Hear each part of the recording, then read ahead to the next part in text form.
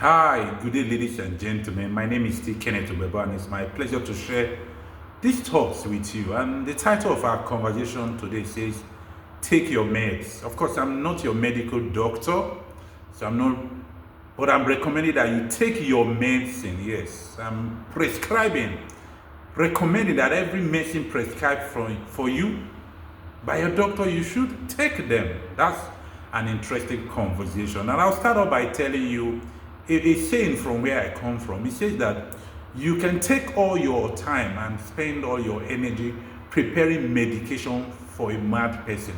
But what you must confirm is whether the mad person will take the medication, because it's no use preparing medication if the mad person will spill it on the floor or not take it. So what am I talking about today? I'm definitely not talking to mad people, but I'm talking to reasonable people who do things sometimes like mad people.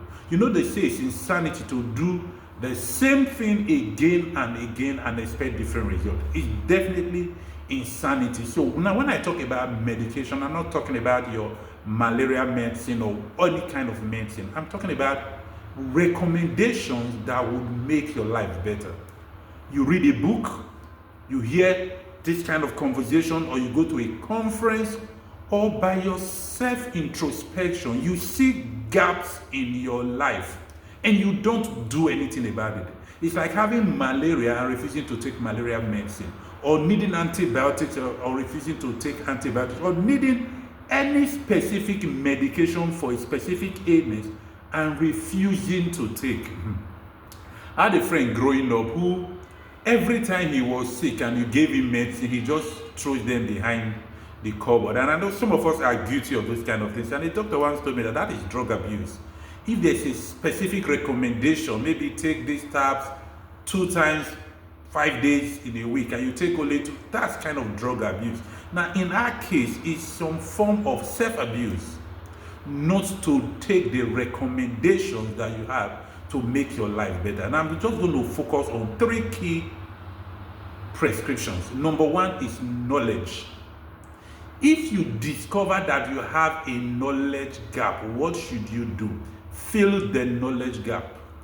Take a course, read a book, go to a seminar, go on YouTube, anywhere you need to go to fill that knowledge gap. It is in your best interest to take that prescription. Make out time to read, make out time to watch the videos, make out time to take the course. Yes, put aside money to pay for the course, to pay for the mentorship, because your knowledge gap will leave you short. It's not enough to know that you have a knowledge gap. When you have a knowledge gap, fill the knowledge gap. You know, this statement I often make: he that knows more than you is more than you. There's a reason why knowledge sets people apart. Yes, the person that knows more than you doesn't just know more than you, it's more than you, and that knowledge sets people apart. So now when you find out you have a knowledge gap, whether on your job, in your business, or in your personal life, you do yourself a favor, take your meds, fill the knowledge gap. Now, a second gap I want to talk about is the skill gap. You know, the world is changing fast. I remember the days of the manual typewriter. Of course, the big guys or the big people in certain offices were the people who could type very fast on the manual typewriter. But over time, manual typewriter was replaced by the computers. Now, some people did not fill that skill gap. While others were going to computer school learning to use the computer, others tried to type faster. Now, something else even happened in the workplace. There's no role called typist. So sometimes you hear that, some roles are going to be replaced. You hear that, some jobs are going to be wiped away. You hear that AI is going to take people's job. It's only people who remain where they are, who don't update their skill. Imagine somebody still trying to type with a manual typewriter now. Or you go apply for a job and you tell them you are a typist. Nobody wants to hire a typist. We type our own letters, of course. Everybody in that sense is a typist. So nobody wants to hire a typist. What has happened to that job? Wiped out because people did not fill their skill gap. When some noticed that, oh, it's getting, the whole typewriting space was getting wiped out, some were trying to type faster. No. Others went ahead and learned how to use the computer, and of course, they became secretaries, that not just typists. Of course, now secretaries are not even that much there anymore because we all type our letters. So what skill gap do you have in your business or in your profession, in your career? Fill the skill gap. If it's a knowledge gap, I say fill the knowledge gap. If it's a skill gap, fill the skill gap. Whether it's your ability to use certain softwares, maybe word processing software, graphic design software, video editing software, whatever it is you need for your specific field. I'm not saying learn everything, no. Your specific skill gap. Take your meds, fill the gap. And the third gap I want to talk about is your habit gap. Your habit will determine your destiny. Somebody say we choose our habit choose our destiny. And interesting thing about habit is they are either good or bad. So what should you do about your good habits? Do more of it. But what should you do about your bad habits? Fill the gap. Replace your bad habits with good habits.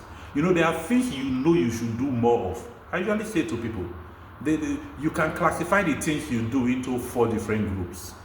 Things you should stop doing, things you should do less of, things you should do more of, and things you should start doing. I'll go over that in reverse order.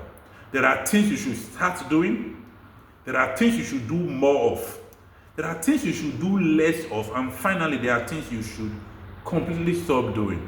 So among those things, you must look at your present habit. Do a self-audit, do a habit audit. You definitely know yourself. If perchance you don't know yourself, track your activities for the day.